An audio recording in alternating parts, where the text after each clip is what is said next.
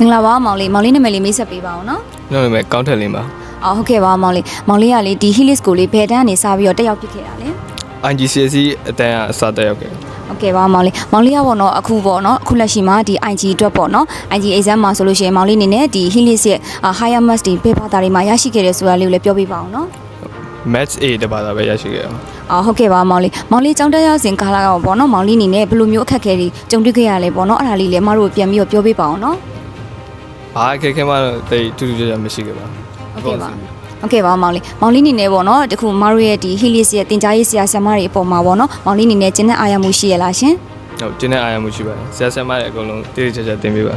အော်ဟုတ်ကဲ့ပါမောင်လေးအနေနဲ့အခု IGP ရဲ့နောက်မှာပေါ့နော်မောင်လေးအနေနဲ့ဘယ်မှာဆက်လက်ပြီးပညာသင်ကြားမယ်လို့ပေါ့နော်မောင်လေးအနေနဲ့စဉ်းစားထားလဲရှင် အခုလောလောဆယ်တော့ Helix မှာပဲ OSSD ဆက်တက်နေပါတယ် OSSD ပြီးရင်တော့နိုင်ငံခြားသွားပြီး College University တက်မှုစီစဉ်တာပါ ဟုတ်ကဲ့ပါမောင်လေးအနေနဲ့ပေါ့နော်အခုလာမဲ့ပေါ့ IGCSE ဒီ May exam ပေါ့ဖြည့်ဆိုမဲ့ဒီညီလေးညီမလေးအတွက်မောင်လေးအနေနဲ့စကားလက်ဆောင်လေးပါပေးပါလားရှင်